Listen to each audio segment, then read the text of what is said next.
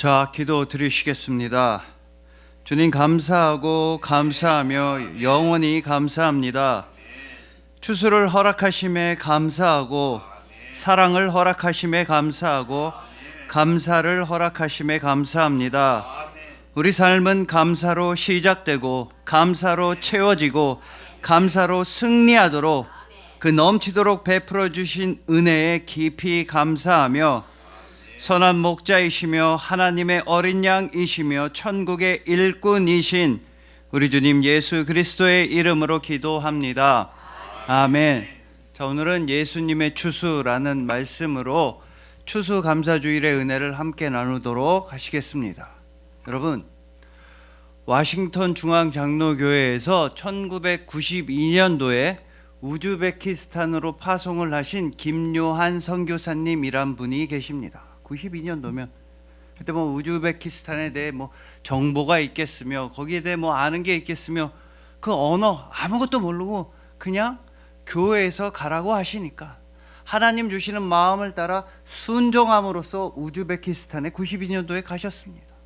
가서 정말 맨 땅에 헤딩하듯이 고생 다 하시면서도 복음을 전하기 위해 정말로 최선을 다하셨다고 합니다. 거기 우즈벡 현지 사람들 뭐 집에 보일러가 고장났다 아니면 뭐 물이 샌다 그러면 1시, 2시, 3시가 될 때까지 어떻게 해서든 고쳐주려고 애를 쓰시다가 또 곧바로 새벽 예배 제단을 쌓고 기도를 하시는 등 정말 쉬지 않고 거의 24시간 어떻게 일하시나 싶을 정도로 애를 쓰시면서 우즈벡의 복음을 열심히 전하셔서 많은 사람들이 주님의 품에 돌아오게 되었다는 겁니다. 하지만 안타깝게도 99년도에 후두암 판정을 받으시고 한국에 돌아와서 수술을 받으시게 됩니다. 하나님의 은혜로 암에서는 치료가 되셨지만 수술이라든지 투병 생활의 후유증으로 몸에 장애가 생기셨습니다. 말도 빨리 못하시고 어눌해지시고 손발의 행동이 느려지셔서 잘 모르는 사람을 보면 저 사람 왜 저러나, 의사소통이 안 된다, 장애가 있나 싶을 정도로 몸이 안 좋아지셨습니다. 이런 모든 사람들은 다시 우즈베키스탄으로 가지 말라고, 이제 쉬시라고, 은퇴하시라고 선교사님을 말렸지만 선교사님께서는 다시 또 우즈베키스탄으로 가셔서 그 영혼들을 위해 최선을 다해 몸과 마음을 다 바쳐서 복음을 전하셨습니다. 그러다가 2008년도에 우즈베키스탄으로부터 추방 명령을 억울하게 당하게 됩니다.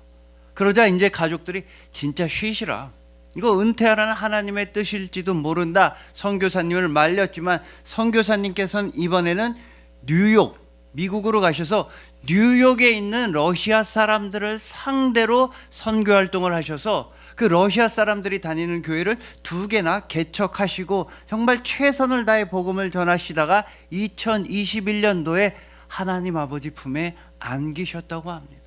그러니까 한마디로 이 선교사님의 인생을 정리하면 막을 수가 없는 인생이었다라는 것입니다.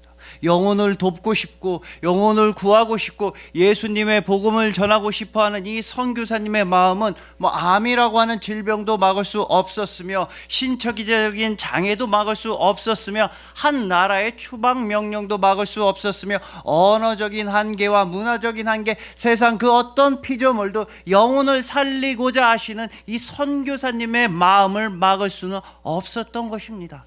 이것이 바로 예수님의 마음입니다. 여러분, 여러분들을 향하신 예수님의 마음은 그 어떤 것도 막을 수가 없었습니다. 그 어떤 고난이라 할지라도, 질병이라 할지라도, 절망이라 할지라도, 심지어 죽음이라 할지라도 여러분들을 구원하시고자 하는 예수님의 마음을 막을 수는 없었으며, 그래서 여러분들은 예수님께서 친히 추수하여 주신, 예수님께서 직접 거두어 드려 주신 여러분들은 천국 창고에 영원토록 귀한 알곡이 되었던 것입니다. 그래서 원래 이 추수감사주일에는 내가 추수한 것에 대해서도 물론 감사를 드려야 하지만, 나의 일이 잘 풀리고 내가 돈을 많이 벌고 내가 일정 정도의 수확을 거둔 것에 대해서도 물론 감사를 드려야 하지만, 추수감사주일에는 기본적으로 내가 추수한 것보다는 예수님께서 우리를 추수해 주셨음에 먼저 감사하는 주일인 것입니다. 또한 오늘 본문을 보시면 예수님께서는 여기서 더 나가서 우리 보고 함께 일하자고 말씀하십니다. 영혼을 살리는 일에 동참하라고, 하나님 나라를 위한 일꾼이 되자고 예수님께서는 여러분들을 불러주십니다. 즉 천하보다 귀한 한 영혼을 천하보다 크신 주님의 사랑으로 인도하는 귀한 직분과 소명을 여러분 한 사람 한 사람에게 모두 다 부어주셨으며, 직분과 소명만 무책임하게 주신 것이 아니라 예수님께서는 여러분들이 그 직분과 소명을 능히 감당할 수 있는 능력과 지혜와 용기와 마음 또한 넘치도록 베풀어 주셨다는 것입니다. 이것이 바로 추수감사주일의 감사의 제목인 것입니다. 그래서 오늘 본문 말씀을 통해서 예수님께서 직접 함께 일하는 동역자와 친구와 제자와 편지로 세워주심에 감사하는 우리 모두가 되기를 소망해 봅니다. 하나님 나라의 진정한 일꾼이신 예수님께서 친히 천국 창고에 영원토록 빛나는 알곡으로 거두어 드려주신 이 추수감사주일에 여러분들을 주님의 이름으로 축복합니다.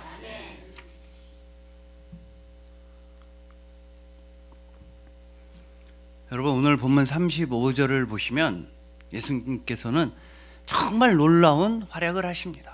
모든 도시와 모든 마을, 모든 동네에 두루두루 다 다니시면서 모든 병을 고쳐주시고 모든 연약한 것을 다 치유해 주시는 놀라운 능력을 보여주십니다. 요새 영화에 나오는 주인공들, 슈퍼히어로들 비교도 안 될 정도로 엄청난 은혜와 능력을 베풀어 주셨습니다. 근데 그렇다면 예수님한테 이런 놀라운 능력이 있다고 한다면 예수님께서는 차라리 혼자 일하시는 게 훨씬 더 마음이 편했을 수도 있습니다. 말도 안 듣고 불평불만 많고 불순종하는 그런 제자들을 부르느니, 서로 싸우고 시기하고 다투는 그런 제자들을 불러서 하나님 나라 일꾼으로 세우느니 능력도 좋고 순수하신 예수님 혼자서 모든 동네에 두루 다니시면서 일하시는 편이 훨씬 더 속 시끄러운 일이 없었을 수도 있다는 것입니다. 여러분, 예를 들어서 제가 편의점을 운영하는 사장님이라고 해봅시다. 근데 제가 고용한 알바생들 중에 예를 들어서입니다. 많은 알바생들은 고생을 하지만 예를 들어서 어떤 알바생 한 명이 말을 되게 안 듣는 겁니다.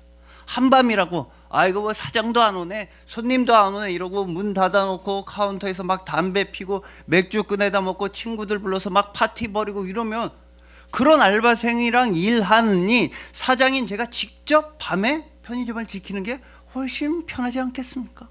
마찬가지로 성경을 보시면 제자들은 말도 되게 안 듣고 서로 싸우고 다투기나 하고 예수님의 말씀도 잘 이해하지 못했습니다. 그런데도 예수님께서는 제자들을 불러서 영혼들을 추수하는 일꾼으로 세워주셨던 것입니다. 차라리 그런 제자들 말고 하늘나라 천사들을 불러다가 일을 시키시면 훨씬 더 일도 잘하지, 순종도 잘하지, 찬송도 잘하지, 율동도 잘하지, 월급 달라고도 안 하지, 천사들을 불러다 일 시키는 게 훨씬 편하셨을 겁니다.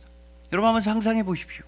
진짜로 천사들이 우리 교회 상공 위에서, 이 북인천 순복음교회 하늘 위에서 천사들이 막 단체로 나타나서 갑자기 막 춤추고 율동하고 찬송하면서 막 교회로 동네 사람들 오라고 한다면, 마트 시시 코너처럼 오늘은 추수감사주일입니다, 한번 오셔서 은혜 맛보고 가세요, 무료입니다, 이렇게 천사들이 막 하늘에서 춤추고 그러면 전도가 얼마나 잘 되겠습니까? 사람들 막 몰려들 거 아닙니까? 아니면 천사들을 보내주셔서 우리 교회 앞에만, 다른 집도 줬으면 좋겠지만 딱 우리 교회 앞에만 은혜 많이 받았다는 표시로 매일 아침마다 만나가 수북히 쌓여있고 메추라기가 수북히 쌓여있다면, 옛날엔 메추라기도 막 다 먹었는데 요새 사람들 싫어하니까 막 BBQ 치킨, 막 오븐에 구워낸 치킨 뭐 이런 거 우리 교회 앞에만 잔뜩 쌓여있으면 사람들이 얼마나 많이 교회로 몰려들겠습니까? 우리 교회에만 38년 된 병자도 고칠 수 있는 연못과 우물이 있다고 한다면, 그러면 전도가 얼마나 잘 되고 하나님 나라 복음이 얼마나 잘 퍼지겠습니까? 그러면 되는데 왜 그렇게 안 하시고 예수님께서는 굳이 말도 안 듣고 순종도 안 하고 게으름도 많이 피우는 우리를 불러다가, 또 한편으로 생각하면 먹고 살기도 바쁜 우리를 불러다가 전도하라고 하시고 봉사하라고 하시고 하나님 나라의 일꾼이 되라고 하셨느냐, 그 이유가 무엇이냐라는 것입니다. 여러분, 여기에는 다른 이유가 없습니다. 예수님께서 여러분들을 사랑하시기 때문입니다. 그래서 예수님은 가장 좋은 일은 항상 여러분과 함께하고 싶어 하십니다. 세상에서 가장 좋은 일, 온 천하보다 귀한 한 영혼을 살리는 그 귀한 일을 예수님은 여러분과 함께하고 싶으신 겁니다. 더 나아가서 예수님께서 먼저 여러분들에게 베풀어 주신 일, 바로 영혼을 살리고 영과 혼과 육신 전부를 도와주시는 그 귀한 일에 예수님께서는 여러분들로 동참하라고, 즉 여러분들에게 하나님 나라의 기둥과 일꾼이 될 수 있는 그 영광스러운 기회, 거룩한 기회를 예수님은 항상 여러분들에게 열어주시고 베풀어 주신다는 것입니다. 근데 예수님께서는 여러분들을 제자와 일꾼으로 부르시면서 그냥 무책임하게 직분만 던져주시고 일이나 해라, 월급 안 준다, 이런 악독 고용주가 아니십니다. 예수님께서는요, 여러분들을 하나님 나라의 일꾼으로 불러주시면서 이러한 특별한 것을 주셨다고 오늘 본문에 곧바로 이어지는 마태복음 10장 1절은 증언합니다. 예수께서 그의 12제자를 부르사 더러운 귀신을 쫓아내며 모든 병과 모든 약한 것을 고치는 권능을 주시니라. 권능을 주시니라. 여러분, 예수님께서는 여러분들을 제자와 일꾼으로 부르시면서 권능을 주시는 분이십니다. 모든 약한 것과 모든 병든 것을 다 고칠 수 있는, 귀신을 내어 쫓을 수 있는 권능을 여러분들한테 주시는 분입니다. 이 권능만 해도 너무나 감사하고 너무나 멋진 일입니다. 그런데 이 권능이 왜 더 감사하고 더 소중하냐 하면, 이 권능은 바로 예수님께서 베풀어 주신 권능이었기 때문입니다. 오늘 보면 35절에서 예수님께서 하셨던 그 똑같은 권능, 모든 도시와 모든 촌락과 모든 마을에 다니시면서 모든 병과 모든 약한 것들을 고치셨던 그 예수님의 똑같은 권능을 예수님은 여러분들한테 부어주시면서 일꾼으로 세워주신다는 것입니다. 즉, 여러분들이 하나님 나라를 위한 일을 할 때, 그때 비로소 여러분들은 예수님의 마음을 품게 되며 예수님과 가장 닮은 형상으로 변화하게 되며 예수님의 손과 발이 되어 이 땅 가운데 작은 예수 그리스도로서 승리하게 된다는 것입니다. 그렇기 때문에 우리는 이 추수감사주일에 다시 한번 결단을 해야만 합니다. 나 자신만 위한 인생을 살아갈 것인가, 아니면 예수님을 닮은 모습으로 변화될 그 기회를 잡아낼 것인가, 나의 욕심과 나의 이기심만 채울 것인가, 아니면 하나님 나라의 천국 창고를 귀한 알곡들로 가득 채우는 예수님께서 베풀어 주신 그 소명을 해나갈 것인가 선택해야만 하는 것입니다. 여러분, 손성찬 목사님께서는 본인의 책에서 이런 말씀을 하십니다. 이 목사님께서는 군대를 군목으로 다녀오셨다고 합니다. 군목이 뭐냐면 군대에 있는 목사님입니다. 의사 선생님들이 군대에 가면 군의관이 되듯이, 사법고시 붙은 사람들이 군대에 가면 군대에 있는 검사, 군대에 있는 판사 선생님 되듯이 이 목사님은 군대를 군목으로 갔다 오셨다고 합니다. 근데 목사님으로 군목으로 갈 때 당시의 기수가, 이건 무조건 신학교 선배들도 다 그렇고 목사님 동기들도 다 판단하기에 무조건 최전방으로 갈 수밖에 없었다고 합니다. 최전방, 그 북한이랑 마주하고 있는 그 철책을 지키는 부대들, 산간에 있는 산악 부대들을 다니면서 그 부대에 있는 교회에서 예배를 인도하시고 병사들에게 신앙을 격려하는 일을 하게 될 게 확실했습니다. 그래서 선배들이 뭐라고 했냐면, 야, 무조건 지프차 같은 거 사라. 산을 많이 다녀야 되니까 승용차 다 망가진다. 어차피 네가 운전해서 다녀야 되니까 산악용 자동차, 산에 다닐 수 있는 사륜구동 찝차 같은 걸 무조건 사라. 그래서 목사님도 그 전까지 모아뒀던 돈을 다 털고, 그 돈으로도 당연히 모자라서 할부로 해서 사륜구동, 산악용 이렇게 높은 집차 같은 걸 사셨습니다. 그런데 웬일? 사상 처음으로 있을 수가 없는 일인데 저기 동해안에 있는 부대에 발령이 났다고 하십니다. 산이 하나도 없습니다. 바다밖에 없고 평지밖에 없는데 혼자서 산악용 자동차를 끌고 간 겁니다. 물론 불법은 아닌데 사람들마다 다 물어보고 이거 이 차 왜 샀어? 근데 이 차 왜 샀지? 하지만 이 차가 문제가 아니었습니다. 차야 돈이 좀 아까울 수도 있고 마음 아프지만 어쨌든 차는 그대로 남아있는데 아는 사람이 한 명도 없다는 거. 친구도 없고 가족도 없고 동기도 없고 태어나서 그렇게 외로운 적이 처음이라고 하십니다. 누구나 군대 가면 그렇지만 너무나 외로워서 눈물 흘리고 하나님께 뜻을 구하면서 기도하고 있는데 상급 부대의 어떤 분께서 너 힘들어하는 것 같으니까 친구 한 명 소개시켜 줄게. 그래서 소개받은 친구가 지금의 사모님이라고 하십니다. 그래서 너무나 감사하다고.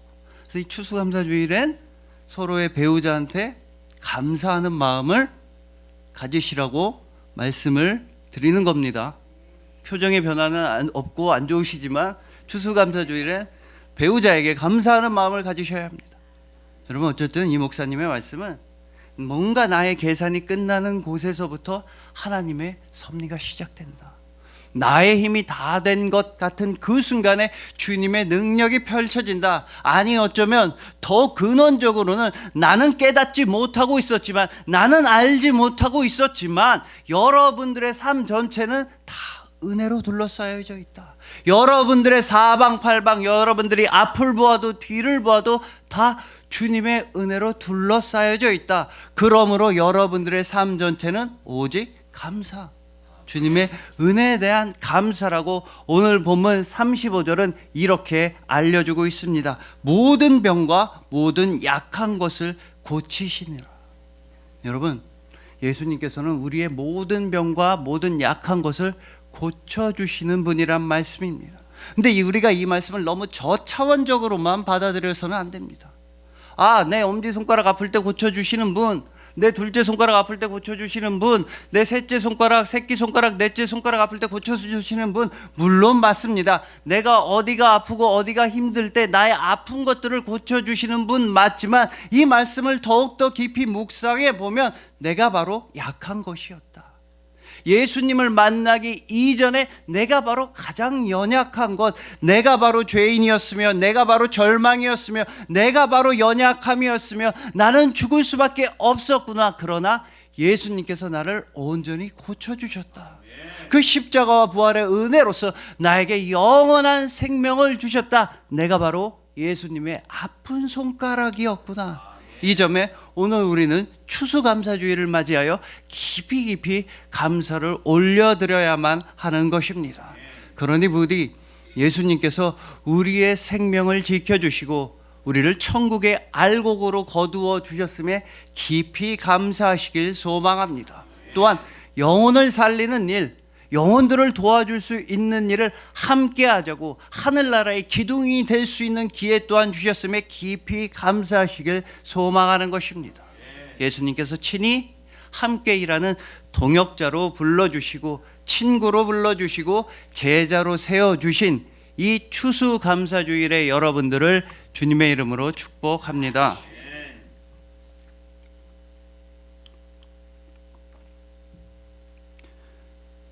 다음으로 본문 36절에서 예수님께서는 우리를 보고 불쌍히 여기셨다고 합니다. 무리들을 보고.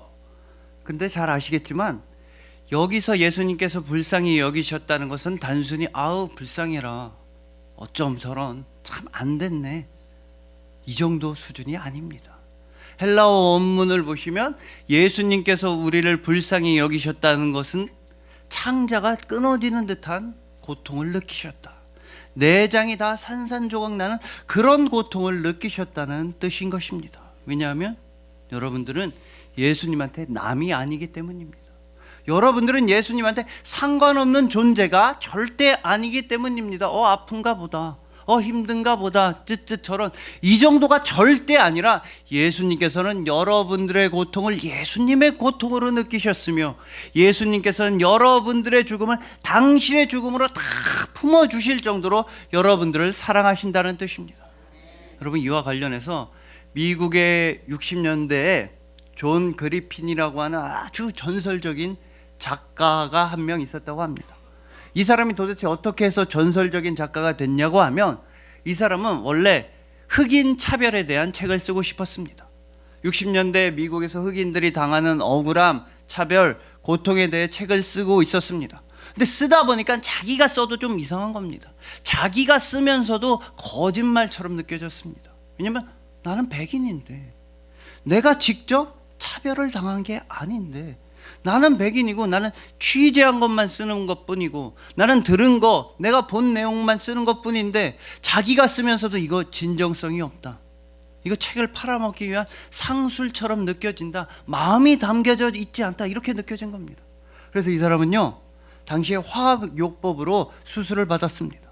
그래서 눈에 보이는 부분, 얼굴이라든지 손등 이런 데를 다 흑인처럼 까맣게 만들었습니다. 누가 봐도 흑인처럼 그렇게 수술을 받은 다음에 당시 미국에서 제일 흑인에 대한 차별이 심했던 남부 지역을 7주 동안 여행했습니다. 여행하는 첫날부터 백인 어떤 할머니한테 혼났다고 합니다. 왜 눈을 그렇게 뜨냐고. 자기는 그냥 가만히 있었는데 왜 째려보냐고. 흑인이 왜 여행 다니면서 왜 나를 공격. 가만히 있었는데 첫날부터 이런 일을 당하고, 식당에 들어가도 들어오지 말라, 호텔에 들어가서 자려고 해도 들어오지 말라, 심지어 나중에는 그 KKK단, 백인 우월단체들한테 납치당해서 구타를 당하다가 겨우겨우 구사일생으로 탈출하기까지도 했다는 겁니다. 그렇게 몸소 흑인이 되어서 7주 동안 차별의 경험을 겪은 다음에 쓴 책이 Black Like Me라고 해서, 그 책이 미국 사회에 큰 파장을 일으켰다는 것입니다. 여러분, 그래서 동병상련이란 말이 있는 겁니다. 나랑 똑같은 병을 앓았던 사람만 내 마음을 진짜로 이해할 수가 있습니다. 저도 예전에 통풍을 겪어봤는데 이 통풍이 있었던 사람만 알 수가 있습니다. 왜 바람만 불어도 아프다고 통풍이라고 하는지 다른 사람들은 이해를 못하지만 통풍이 있었던 분은 제 말을 이해하실 겁니다. 또한 집이 없는 서름, 그거는 집이 없는 서름을 겪어본 사람만 깊이 이해할 수가 있습니다. 마찬가지로 예수님께서는 우리를 깊이 이해하시고 우리를 진정으로 도와주시기 위해 이 땅에 찾아오셨습니다. 육신 가운데서 아파하던 우리를 돕기 위해서 육신을 입으셨으며, 세상 가운데서 억울해하던 우리를 도와주시기 위해 세상 한복판으로 내려오셨으며, 많은 사람들로부터 따돌림과 아픔을 당하는 우리를 진정으로 손잡아 주시기 위해서 예수님은 직접 이 땅 가운데서 그토록 많은 고통과 아픔을 당하셨던 것입니다. 특히나 예수님께서 우리를 어떻게 바라보아 주셨는지가 본문 36절에 이렇게 나타나 있습니다. 무리를 보시고 불쌍히 여기시니 이는 그들이 목자 없는 양과 같이 고생하며 기진함이라. 여러분, 예수님께서는 우리가 기진맥진하고 힘이 없고 아파하고 고통받는 원인을 어디서 찾으셨느냐? 목자가 없기 때문이다. 이들에게 목자가 없으니 이렇게 고통받고 있구나. 그래서 예수님은 스스로 선한 목자가 되어주셨습니다. 세상과 사람들 사이에서 아파하던 여러분들을 영원한 푸른 초정과 영원한 쉴만한 물가로 안전하게 인도해 주시기 위해서 예수님은 직접 여러분들에게 선한 목자가 되어주셨는데, 그보다 앞서서 예수님께서는 이런 일부터 먼저 행하셨다고 요한복음 1장 29절은 말씀합니다. 보라, 세상 죄를 지고 가는 하나님의 어린 양이로다. 예수님께서는 하나님의 어린 양이 되셨습니다. 왜냐?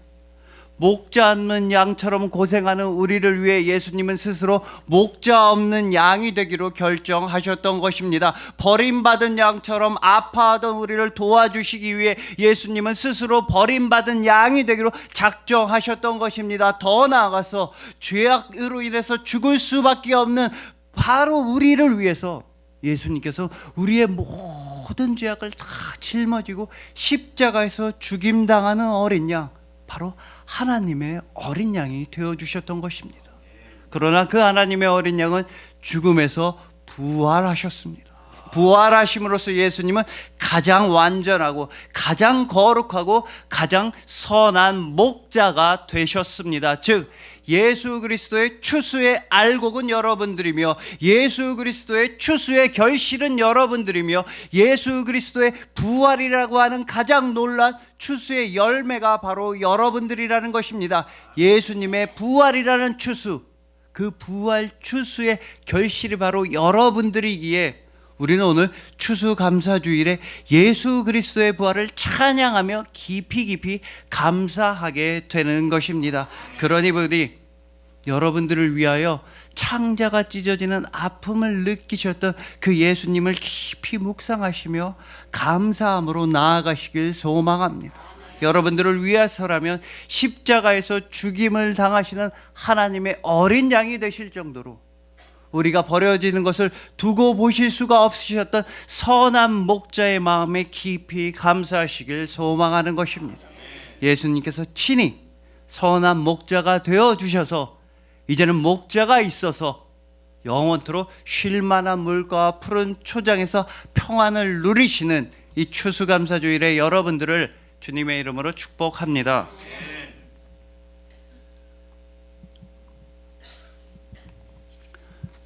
자, 마지막으로 오늘 본문에서 예수님께서는 추수할 건 많은데 일꾼이 부족하다, 일꾼이 없다, 추수 주인에게 일꾼을 보내달라고 청하라. 즉 우리의 주인 되시는 하나님 아버지께 간절히 기도해서 영혼들을 돕고 살려주고 추수할 일꾼을 보내달라고 기도하라고 그렇게 말씀하셨습니다. 우리에게 기도 부탁을 할 정도로, 그 정도로 예수님은 죽어가는 영혼들, 아파하는 영혼들, 정말 힘들어하는 영혼들을 너무나 살리고 싶으셨던 것입니다. 그런데 문제는요, 예수님이 말씀하신 그대로 일꾼이 없었다는 것입니다. 정말로 하나님 나라를 위한 일꾼이 정말로 없었습니다. 대표적으로 예수님께서 모든 능력도 주시고 모든 가르침도 주시고 모든 말씀을 다 베풀어 주신 그 12 제자들, 죽어가는 영혼들을 살리라고 제자와 일꾼으로 삼아 주셨는데 어떻게 했습니까? 죽어가는 영혼들은 둘째치고 죽어가는 예수님을 버려버렸습니다. 예수님께서 붙잡히시자 다 도망쳐 버렸습니다. 즉 하나님 나라의 일꾼이 된 것이 아니라 배신자와 도망자가 되었던 것입니다. 이처럼 하나님 나라를 위한 일꾼이 없었습니다. 자신의 생명을 다 해서 다른 사람들의 생명을 살릴 수 있는 그런 일꾼이 없었으며, 헌신과 봉사와 모든 것을 희생해서라도 하나님 나라를 위하고자 하는 그런 일꾼이 없었으며, 가장 큰 문제는 그렇게 희생한다 할지라도, 헌신한다 할지라도, 노력한다 할지라도 정말로 영혼을 살려낼 수 있는 그런 능력이 있는 일꾼은 단 한 명도 없었다는 것입니다. 오직 한 분, 예수 그리스도밖에 없으셨습니다. 모든 인류를 구원하실 능력이 있는 일꾼은 예수님밖에 없으셨으며, 여러분들에게 영원한 평안을 베풀어 주실 수 있는 일꾼 예수님밖에 없으셨으며, 자신의 모든 것을 다해 여러분들을 사랑해 주실 수 있는 일꾼은 오직 예수님 한 분밖에 없으셨던 것입니다. 근데 그 일꾼의 일터는 바로 십자가였으며, 그 일꾼이 일하는 방식은 자신의 죽음이었습니다. 예수님은 당신의 죽음을 통해서 일을 하셨는데 바로 여러분들을 완전히 구원하는 그 구원과 생명의 일을 하셨던 것입니다. 이것이 바로 오늘 추수감사주일의 가장 기본적인 의미입니다. 오직 예수님 한 분만이 주님이시며 여러분들의 구원자이시며 영원한 그리스도이십니다. 오직 예수님 한 분만이 여러분들의 영원한 길이요 진리요 생명이 되어 주십니다.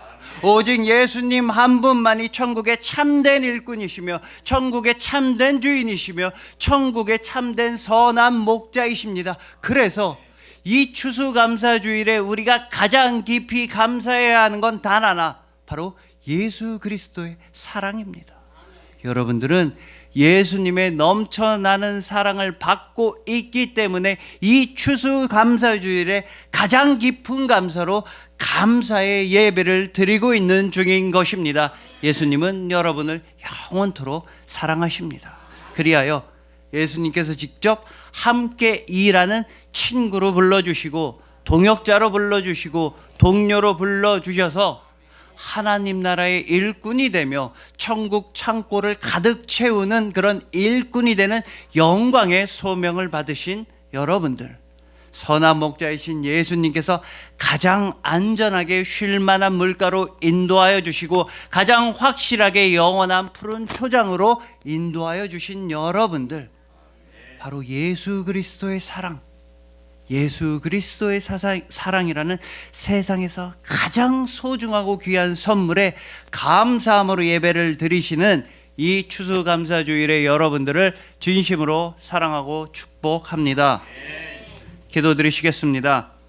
주님, 감사하고 감사하며 영원토록 감사합니다.